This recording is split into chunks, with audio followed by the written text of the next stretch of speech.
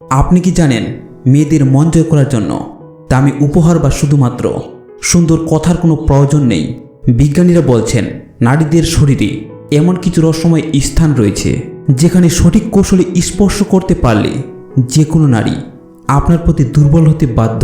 ভাবছেন, এটা আবার কেমন কথা? হ্যাঁ, ঠিকই শুনেছেন। নারীর ঠোঁট, নাভি বা শরীরের কোনো বাঁকের কথা আমি বলছি না। আজ আমি এমন 4টি গোপন জায়গার কথা বলবো যেখানে আপনার সামান্য স্পর্শ তার মনে গভীর দাগ কাটবে এবং সেই আপনাকে কখনো ভুলতে পারবে না। এই স্পর্শ কোনো সাধারণ ছোঁয়া নয়, এটি এক নীরব শক্তিশালী বার্তা যা তাকে আপনার উপস্থিতিতে নিরাপদ এবং বিশেষ অনুভব করাবে। আর এই কৌশল যদি একবার শিখে নিতে পারেন তাহলে সে চাইলেও আপনাকে ভুলতে পারবে না। তাই ভিডিওটি শেষ পর্যন্ত দেখুন, কারণ এই 4টি স্পর্শের কৌশল আপনার সম্পর্ককে এক নতুন উচ্চতায় নিয়ে যাবে। ভিডিওটি শুরু করার আগে একটি অনুরোধ, ভিডিওটি যদি আপনার ভালো লাগে তাহলে একটি লাইক দিয়ে আমাদের উৎসাহিত করবেন। নারীর মন জয় করতে হলে তার ঠোঁট, নাভি বা শরীরের বাগ নয়, বরং এমন জায়গায় স্পর্শ করতে হবে যা তার আত্মাকে নাড়া দেয়। আজ আমি তোমাদের দেখাবো নারীর শরীরের সেই 4টি রহস্যময় স্থান যেখানে স্পর্শ মানে শুধু উত্তেজনা নয়, বরং একটি নীরব টেলিগ্রাম যা তাকে সম্পূর্ণভাবে তোমার উপস্থিতিতে হারিয়ে ফেলবে। এই ভিডিওটি কোনো সাধারণ টিপস নয়, এখানে তুমি শিখবে সেই সূক্ষ্ম শক্তির নিয়ন্ত্রণ যা পুরুষের ভেতর থাকা এক শান্ত শক্তি প্রকাশ করে। এই শক্তি শব্দ ছাড়াই বলে দেয়, আমি এখানে আছি এবং তুমি নিরাপদ। যে পুরুষ এই উপস্থিতি ধারণ করতে পারে তার হাতের হালকা স্পর্শই হয়ে ওঠে এক গভীর যোগাযোগ। নারীরা সেটা বোঝে, অনুভব করে এবং সেই মুহূর্তে থেকে যায়, কারণ সে জানে এই মানুষটা আলাদা। এখানে কোনো অভিনয় বা কৌশল নেই, আছে কেবল মনোযোগ, সংযম আর উপস্থিতি। 1. তার পিঠের নিচের অংশ। প্রথমে আসে পিঠের নিচের অংশ। এই জায়গাটা অনেক পুরুষই উপেক্ষা করে, কিন্তু এটি সেই স্থান যেখানে স্পর্শ মানে উপস্থিতির ঘোষণা। কোমরের ঠিক নিচে, নিতম্বের উপরে যখন তোমার হাত স্থির থাকে তখন সে কথা না বলেও তোমার শক্তি অনুভব করে। এই স্পর্শে কোনো তাড়াহুড়ো নেই, নেই কোনো প্রমাণ করার প্রয়োজন, আছে শুধু এক শান্ত আত্মবিশ্বাস যা বলে তুমি নিরাপদ, যা বলে আমি এখানে আছি। এই অংশ স্পর্শ করলে নারীর শরীরের ভেতর এক গভীর বার্তা পৌঁছে যায়। এটি কোনো আক্রমণ নয়, এটি সুরক্ষার অনুভূতি।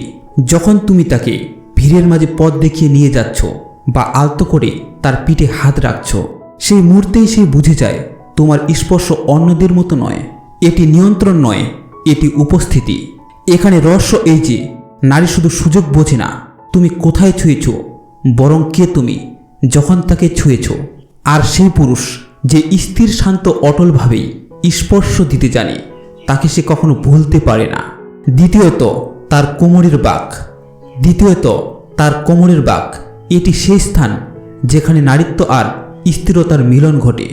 এই জায়গায় স্পর্শ মানে কেবল শারীরিক ছোঁয়া নয়, বরং নেতৃত্বের নীরব প্রকাশ। যখন তোমার হাত তার কোমরের বাঁকের নিচে স্থির হয় তখন সে শুধু উষ্ণতা নয়, তোমার দিক নির্দেশ অনুভব করে। এটি এমন এক মুহূর্ত যেখানে আমি নেতৃত্ব দিচ্ছি বার্তাটি শব্দ ছাড়াই পৌঁছে যায়। দরজা দিয়ে যাবার সময় কিংবা ভিড়ের মাঝে তাকে এগিয়ে দিতে গিয়ে তার কোমরে হালকা হাত রাখা, এই ছোট্ট কাজটাই বলে দেয় তুমি শান্ত, নিশ্চিত এবং সম্পূর্ণ উপস্থিত নয় কিন্তু প্রভাবশালী, কোমল নয় কিন্তু দৃঢ়। যে পুরুষই স্পর্শ দিতে জানে সে নারীকেও অধিকার করে না, তার ভেতরের বিশৃঙ্খলকে শান্ত করে। কারণ কোমরের এই বাঁক প্রকৃতভাবে বলে দেয় তুমি এখন আমার নিয়ন্ত্রণে নও, বরং আমার সুরক্ষায়। এটাই সেই ব্যালেন্স যা নারী অবচেতনভাবে খোঁজে, নেতৃত্ব, সুরক্ষা আর অনুচারিত আকর্ষণ একসাথে। নাম্বার 3, তার কলার বোন বা হাসুলি। তৃতীয়ত, তার কলার বোন বা হাসুলি। এটি এমন একটি জায়গা যা দেখতে সাধারণ কিন্তু ছোঁয়া মানেই গভীর সংযোগ। এই স্থান শুধু শরীরের নয়, আবেগেরও সীমান্ত। যখন তার আঙ্গুল আলতো করে তার কলার বোল ছুঁয়ে যায়, সেটা কেবল স্পর্শ নয়, বরং এক নিঃশব্দ বার্তা, আমি তোমাকে দেখছি, আমি তোমার এতটা কাছে আছি যে তোমাকে অনুভব করতে পারি। এই স্পর্শে কোনো তাড়াহুড়ো নেই, কোনো প্রমাণের প্রয়োজন নেই, বরং এখানে আছে সংযম এবং নিয়ন্ত্রিত উপস্থিতি। এটি সেই স্পর্শ যা যৌন উদ্যোগ নয়, কিন্তু তার চেয়েও গভীর। এটি একটি নিরাপত্তা, একটুখানি অসম্পূর্ণতা যা তাকে টানে। ভাবো, তুমি তার পাশে বসে আছো, তার চুল ছড়াতে গিয়ে তোমার আঙ্গুল হালকা করে কলার বোন ছুঁয়ে যায়। এক মুহূর্তের নীরবতা, কিন্তু সে অনুভব করল তোমার উপস্থিতির গভীরতা। এই স্পর্শ তাকে বলে দেয় তুমি এমন এক পুরুষ যা ছোঁয়া দিয়ে নয়, নিয়ন্ত্রণ করার সংযম দিয়ে আকর্ষণ তৈরি করে। নাম্বার 4, তার উরুর বাইরের অংশ। চতুর্থ এবং শেষ স্থানটি হল তার উরুর বাইরের অংশ। এটি এমন এক স্থান যেখানে সুরক্ষা এবং আকর্ষণ মিলেমিশে যায়। এই স্পর্শ কোনো কৌশল নয়, এটি উপস্থিতির প্রতীক। যখন তুমি তার পাশে বসে আছো এবং তার হাত হালকা করে তার উরুর বাইরের অংশে স্থির থাকে, না বেশি জোরে না বেশি সময় ধরে, তখন সে তোমার শক্তি এবং একই সাথে তোমার নিয়ন্ত্রণ অনুভব করে।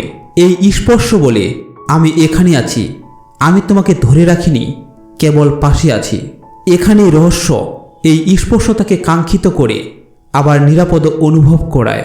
যখন তুমি হাঁটার সময় তাকে পথ দেখিয়ে হাত রাখো কিংবা কোনো কথোপকথনের মাঝে কেবল মুহূর্তের জন্য স্পর্শ করো, তখন তার ভেতরে এক সূক্ষ্ম ভারসাম্য তৈরি হয়। সুরক্ষা, আকর্ষণ আর সেই বলা প্রশ্ন যদি আরও হতো। সেই স্পর্শ তখনই কাজ করে যখন তুমি সম্পূর্ণ উপস্থিত, শান্ত ও আত্মবিশ্বাসী। কারণ এখানে আসল প্রভাব হাতের নয়, হাতের পিছনে থাকা শক্তির। একজন নারীর শরীর যতটা স্পর্শ অনুভব করে, তার হৃদয় ততটাই আবেগ অনুভব করে। তুমি যখন তাকে স্পর্শ করো, সেই মুহূর্তে কেবল ত্বক নয়, তোমার উদ্দেশ্য, তোমার শক্তি, তোমার উপস্থিতিও তার মনে ছাপ ফেলে। আর এখানেই তৈরি আসল প্রভাব, ইমোশনাল ইম্প্যাক্ট। যদি তোমার স্পর্শে তাড়াহুড়ো থাকে, সে সেটাকে কামনা হিসেবে নেবে। যদি তোমার স্পর্শের স্থিরতা ও উদ্দেশ্য থাকে, সে সেটাকে সংযোগ হিসেবে নেবে। তুমি যখন কোমল অথবা দৃঢ়ভাবে তার পিঠে, কোমরে বা কলার বলে হাত রাখো, তখন তার অবচেতন মন এক নিঃশব্দ বার্তা পায়, আমি তোমাকে চাই, কিন্তু তোমার প্রতি শ্রদ্ধাশীল। এই ভারসাম্যই হৃদয়ে গভীরতম ছোঁয়া দেয়। কারণ নারীরা এমন স্পর্শ ভুলে যায় না যা তাকে দেখিয়েছে, অনুভব করেছে আর সম্মান করেছে। একই সঙ্গে তোমার স্পর্শের আবেগিক শক্তি নির্ভর করে তুমি কতটা নিজেকে নিয়ন্ত্রণে রাখতে পারছো তার উপর। কারণ নিয়ন্ত্রিত আবেগই সবচেয়ে গভীর আকর্ষণ তৈরি করে। এখন তুমি দেখলে কিভাবে প্রতিটি স্পর্শ শুধুই শারীরিক নয়, বরং মানসিক নিরাপত্তা, নেতৃত্ব এবং আবেগের গভীর সংযোগ তৈরি করে। পিঠের নিচের অংশ, কোমরের ভাগ, কলার বোন বা হাসুলি এবং উরুর বাইরের অংশ, প্রতিটি জায়গায় উদ্দেশ্যপূর্ণ স্থিরতার সময় এবং শক্তি ব্যবহার করে তুমি তাকে শুধু আকর্ষণ করবে না, বরং তার মন ও আবেগের গভীরে একটি চিরস্থায়ী প্রভাব ফেলবে। আশা করি আজকের ভিডিওটি আপনাদের ভালো লেগেছে। এই কৌশলগুলো আপনার সম্পর্কের গভীরতা বাড়াতে সাহায্য করবে। ভালো লাগলে একটি লাইক করে যাবেন। ধন্যবাদ।